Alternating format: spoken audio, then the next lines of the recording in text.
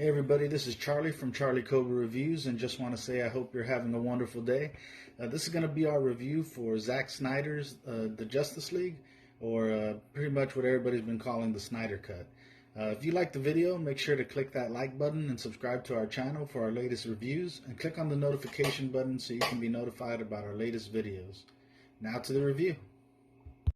So the plot of the movie remains relatively unchanged, with some major and minor differences that were done by Joss Whedon, who was hired to finish the film when Zack Snyder stepped down during post-production after his daughter's death.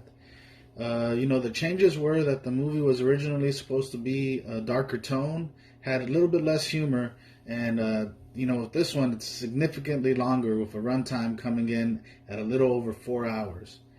Now, this movie was way better than the one that was released in theaters. I have to say, it's a super long movie, but honestly, the time just flew by while I was watching it.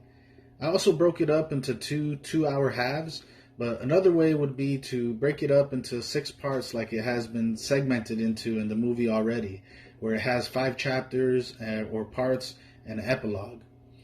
I think it helped that I didn't watch the original one right before I saw this one too. I didn't because I didn't want to be too Justice Leagued out, and because I knew that it was going to be a 4-hour movie already. There were definitely some parts that felt like they needed to be included in the original for the story to make more sense and be more cohesive story-wise, but there were more than a couple that were unnecessary and could have still been left on the cutting floor, in my opinion. Now, people that are expecting this to be a whole new movie will probably feel disappointed in that this movie is very much the same, but fans of DC or the DCEU will more than likely enjoy this film over the original. I really liked the way that they included more story and scenes for characters like Cyborg and Flash. I feel that they definitely helped in fleshing out their characters who got the short end of the stick the first time around, and since their characters didn't have their own standalone movies. I also feel they fixed the way Wonder Woman was portrayed and the tension between her and Batman in the movie.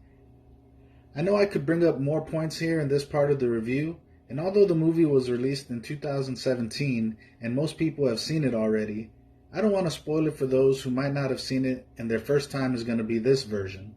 So with that being said, I'll save the rest for the spoiler review section. And now for my score or rating, I'd have to say that this movie still had a lot of issues like unnecessary scenes and a long runtime, and some of them stick out like a sore thumb, but I really liked it and say that this was a great movie. I'm probably a little biased because I generally enjoy comic book movies and like DC as well, but I give it an 8 out of 10. And this movie does get my must-see seal of approval, but only if you're a fan of DC, the DC movies, or film in general, and have what it takes to sit through a 4-hour movie. Although I think it's worth getting a subscription to HBO Max to really see it in HD and the right way, especially since, even if you only get it for 1 month at the price of $15 a month, because if you sign up now, you'll be able to enjoy the other content, plus you'll be able to see Godzilla vs. Kong when it's released on March 31st, and Mortal Kombat on April 16th. Alright, next is going to be the spoiler section of the review. So I'll give you time to go ahead and pause the video or to come back and watch this with us at a later time. Okay, so I really enjoyed this movie and thought it was great. At 4 hours, it was a monster of a film to get through, but I'm definitely glad I watched it because it was way better than the first one that came out in theaters. One of the biggest reasons I think I liked it too was that it was rated R instead of PG-13, which is why we hear Batman and Cyborg drop F-bombs in the movie, and why there's significantly more violence and bloodshed shown.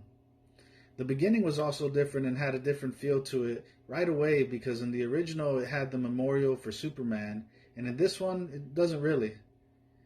One thing that I didn't care for and thought was really annoying was how the movie wasn't widescreen but the 4:3 ratio that's for IMAX. But luckily I have a setting on my TV to change it to widescreen, and I think that helped a lot. I know the composer was also changed from the original, which I think was better, but hard to say, but the music definitely kind of fit better, I think.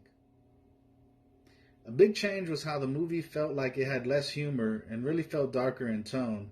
there was less laughs and comedic behavior from some of the characters. I think that at 4 hours long, though, they really added back or too many additional scenes that didn't need to be there and were completely unnecessary. The part after Bruce Wayne tries to recruit Aquaman and the Swedish or Norwegian girls sing that song was pretty unnecessary and could have been taken out, as well as when Wonder Woman goes to the fire arrow place of the Amazons and walks down the stairs to look at the ancient murals. I like how Bruce Wayne and Batman had more scenes with Alfred Pennyworth, and like the greatest addition to this movie, in my opinion, were the additional scenes for Cyborg's story arc and also for Flash. These really helped flesh out the characters and do them justice, especially for them not having their own individual movies before this movie of, forming the Justice League. I like how Flash saved Iris in that one scene in front of the pet shop, and just really that whole scene and everything that happened. Also, the flashbacks for Cyborg were really cool too, and how they showed more of his mom, and that we never got to see. It humanized him a lot more. One of my favorite things that they changed was Black Suit Superman. That was just awesome, the way they added that, straight out of the comics. I liked how they showed more action scenes of Wonder Woman, especially the extended version of her fighting off the terrorists in that museum or whatever it was, and how they were going to blow up the kids. I also like how they changed the scenes of Batman and her, and instead of making it about them, it changed it to be about making the whole team and them together. Another thing that I really liked was how they showed Willem Dafoe's character, Volko, and how he talked to Aquaman. That was one thing that really bothered me about the original, and how Mera and Aquaman acted like they knew each other already, but in Aquaman, they barely meet for the first time, so it just kind of threw me off. And I could be wrong about that, but I'm not too sure.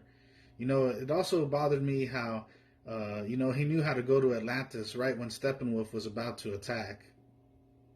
Also, what bothered me was how the Amazons had such an epic battle against Steppenwolf to defend him from taking the Mother Box, and the Atlanteans didn't even put up a fight. With this correction and added scene, they also had the dialogue that Mera told Aquaman about his brother Orm, and how he was already starting to make moves to take the other kingdoms, that he needed all his soldiers and wouldn't spare any to protect the Mother Box, and that kind of explained why there was less Atlanteans there protecting it for when Steppenwolf showed up. Now, I had mixed feelings about Steppenwolf's redesign in the beginning, but I think ultimately it was a good thing, and you were able to see his motivations better and think he came out more of a badass and a better bad guy. It was cool to see him communicate using the Mother Boxes and talk to Darkseid's other henchman, Desaad. One thing I really didn't like was how they did Darkseid dirty and showed him lose in the past, instead of how it was Steppenwolf who lost in the original, to the combined armies of the Amazons, Greek gods, humans, and a Green Lantern. They didn't even show him use his Omega beams against them, but they did show it when he was against the Atlanteans in the vision that of the future that Cyborg sees, and that was pretty awesome. I felt that they kind of watered down Darkseid from how hardcore he's supposed to be in the comics and cartoons, but oh well. I liked how in the end they showed how he had Desaad with him and Granny Goodness with him on the other side of the boom tube. And I really didn't like how they had this whole thing about Darkseid not remembering which planet the Mother Boxes were on or where he had seen the anti-life equation. It doesn't really make sense to me in that he would forget the planet where he got his ass kicked or almost died, or at least where he was defeated. Now, I heard a theory that maybe he didn't forget. He just didn't want his followers to know, and so, and also because of the amount of time that happened. But it also kind of didn't make sense that Steppenwolf remembered. And it also never explained in this version how or why Steppenwolf fell out of favor with Darkseid, and why he was trying so desperately to please him in his whole debt of having to conquer like 100,000 worlds or something.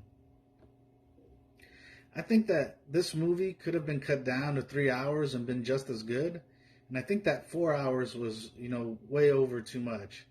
And that's considering 10% of the movie is in slow-mo scenes. That's 24 minutes, give or take. So, I don't know, but I really liked it. You know, to me, it looks like the success of this version of this movie could possibly generate enough buzz to get a sequel. But I think Zack Snyder has already been confirmed and stating that he would more than likely not come back to make it. But anyways, like I said, I really dug this version, and I'm probably a little biased and should maybe be giving it a point lower than what I did. But I gave this movie a 8 out of 10. And like I said, it gets my must-see seal of approval. All right, thanks for taking time out of your busy day and checking out this review. Remember to like the video and subscribe to our channel to keep up to date on our latest videos, and hit that notification button if you don't want to miss any. Also, make sure to follow us on Facebook, Twitter, and Instagram. And if you like watching video games, check out our live streams on Twitch, where we're streaming every day, and our other channel here on YouTube, where we post the streams at a later time. I'm Charlie Cobra, and have a great day.